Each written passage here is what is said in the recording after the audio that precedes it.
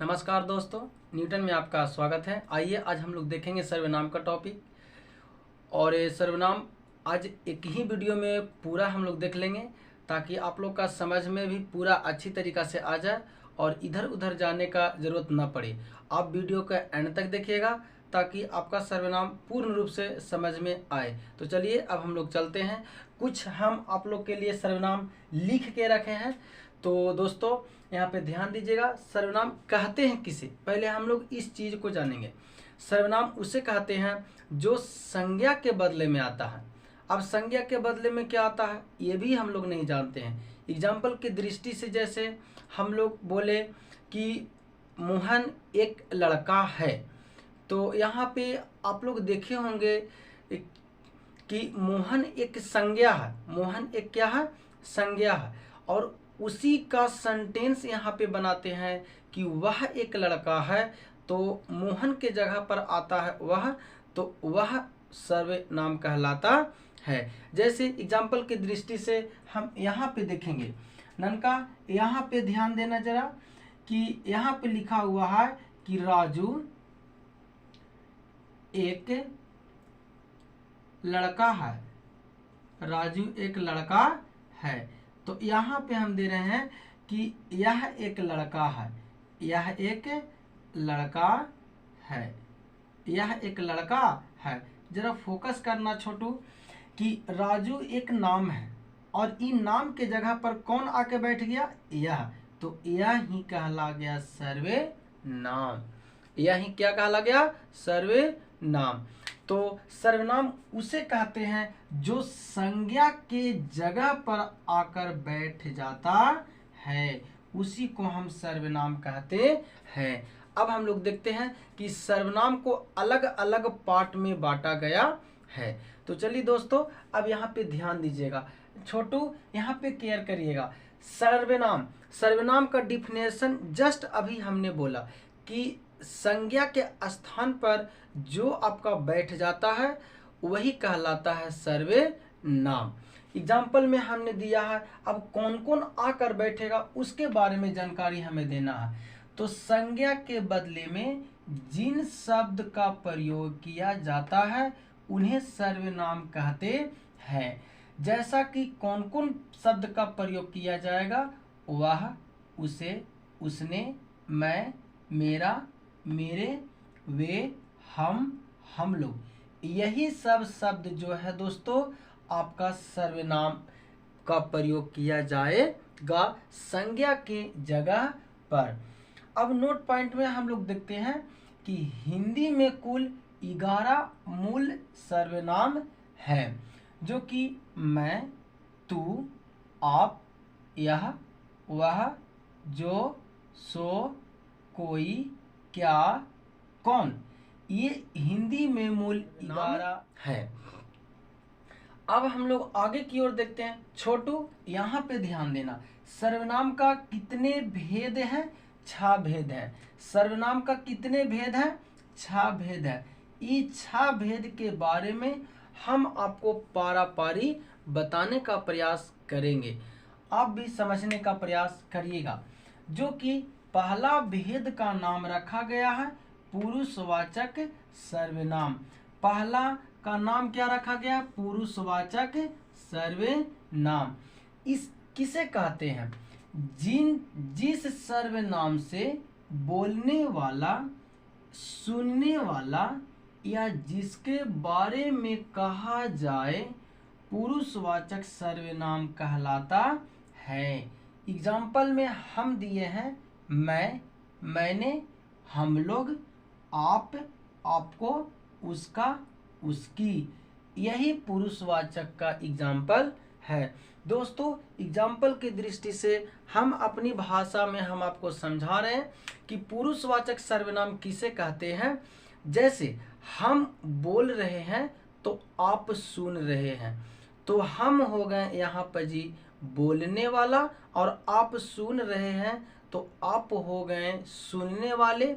और हम इस सर्वनाम के बारे में चर्चा कर रहे हैं, तो ये हो गया आपका, इसी के पढ़ाई के बारे में चर्चा कर रहे हैं। अगर इस तीनों को मिला दिया जाए, बोलने वाला, सुनने वाला और जिसके बारे में हम चर्चा कर रहे हैं, अगर इस तीनों को मिला दिया जाए तो पुरुषवाचक सर्वनाम बन जाता है। तो पुरुषवाचक सर्वनाम आपको समझ में आया होगा। अब पुरुषवाचक सर्वनाम के 3 भेद हैं। पुरुषवाचक सर्वनाम के कितने भेद हैं? 3 भेद हैं। पुरुषवाचक सर्वनाम के 3 भेद हैं। अब तीनों भेद के बारे में हम लोग जानते हैं। तीनों भेद के बारे में जानते हैं। पहला का नाम रखा गया है छोटू उत्तम पुरुष। पहला का नाम क्या रखा गया है? उत्तम पुरुष। अब उत्तम पुरुष किसे कहते हैं? बोलने वाले को उत्तम पुरुष कहा जाता है या बोलने वाले को उत्तम पुरुष कहते हैं। एग्जाम्पल में उत्तम पुरुष में कौन कौन आवेगा? मैं, मैंने, हम, हमने, मेरा, मेरी, हमारा इत्यादि। जैसे एग्जाम्पल में दिए हैं, हम भारतवासी हैं। हम जो है हो गया उत्तम पुरुष। मैं आम खाता हूँ, ये जो आपका मैं है सो हो गया उत्तम पुरुष। ननका इस बात को केयर करना कि उत्तम पुरुष किसे कहते हैं। अगर हम आपको पढ़ा रहे हैं तो हम जो बोल रहे हैं वही कहलाएगा उत्तम पुरुष। अब आगे हो गया मध्यम पुरुष। मध्यम पुरुष किसे कहते हैं? मध्यम पुरुष के बारे में अब जानते हैं।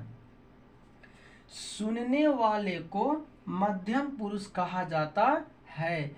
जैसा कि मध्यम पुरुष में कौन कौन आवेगा?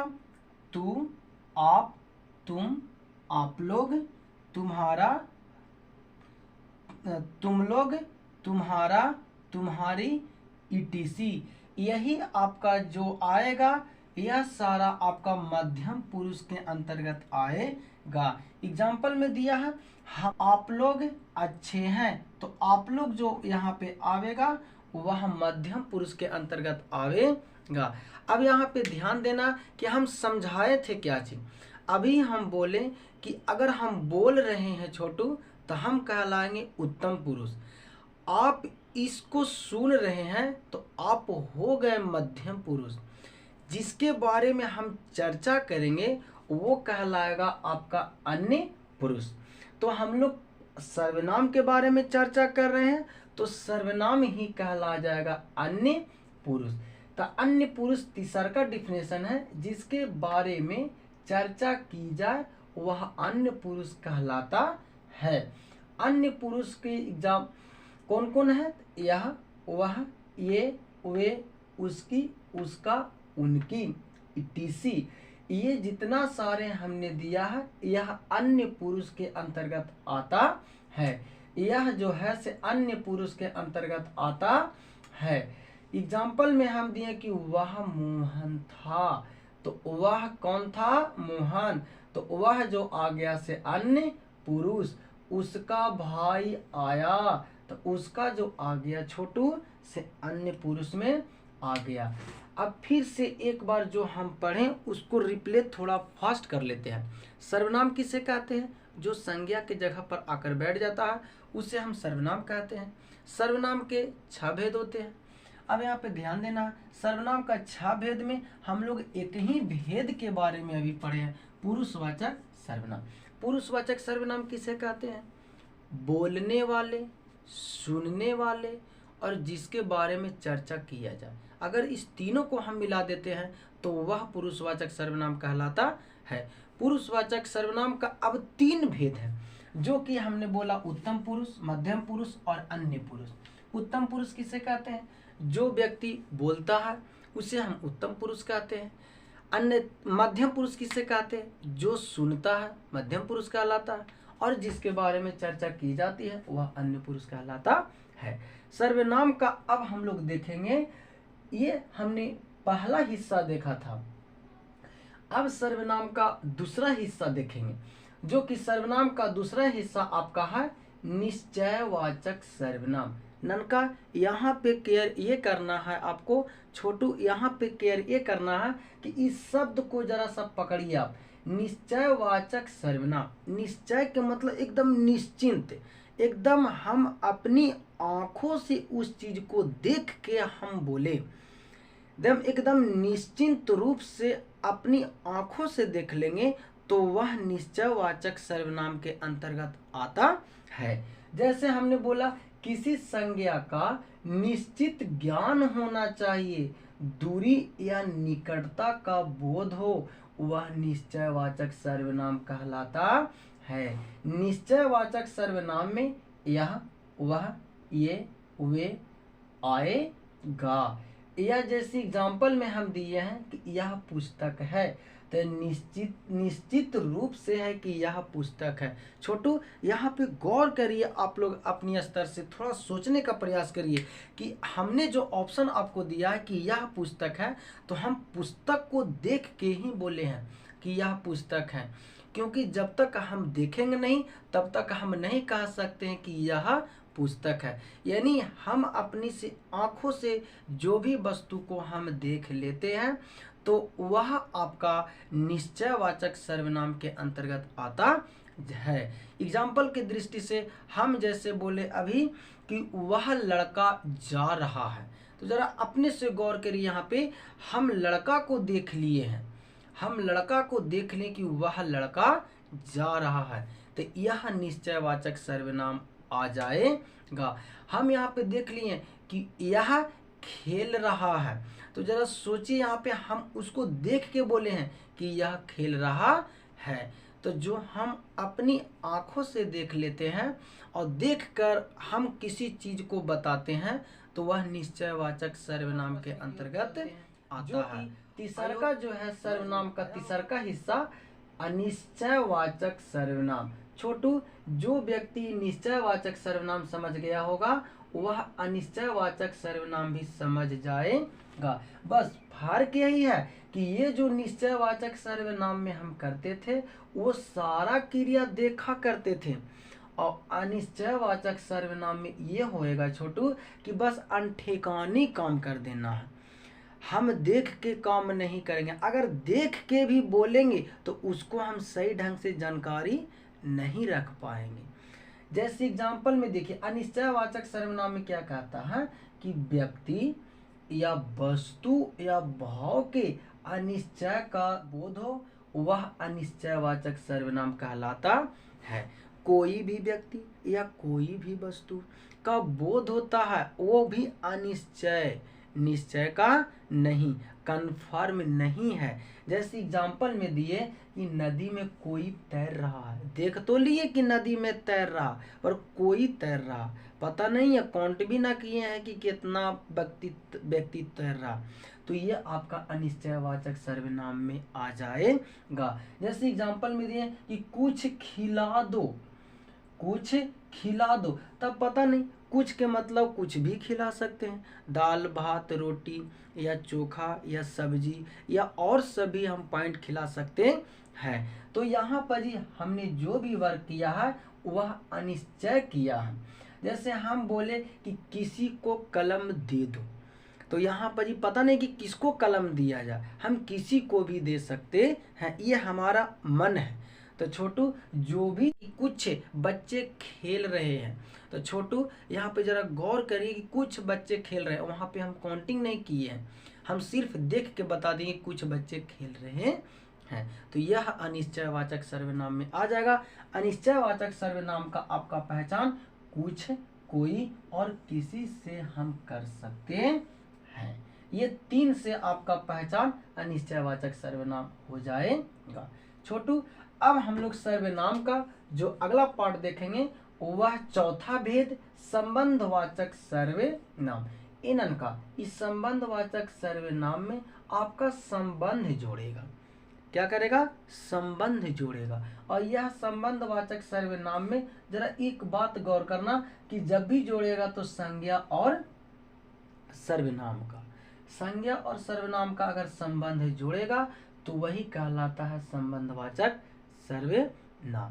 छोटू अब जोड़ेगा कौन कौन, जरा कुछ भी ना आपको नहीं करना, जो हमने दिया है बस उसी को याद करना। हम यहाँ पे अंडरलाइन कर देना, जो सो जोड़ेगा संबंध, जिसकी उसकी जोड़ेगा संबंध, जहां वहां जोड़ेगा संबंध, जैसा वैसा जोड़ेगा।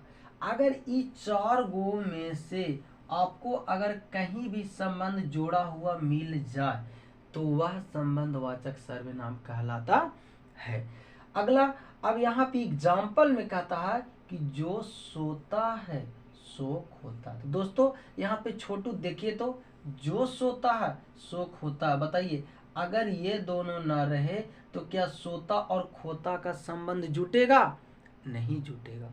तो छोटू इस बात को फोकस करना है कि ये आपका जो भी 4 गो हम लिखाए हैं वो चारों आपको पूर्ण रूप से याद होना चाहिए।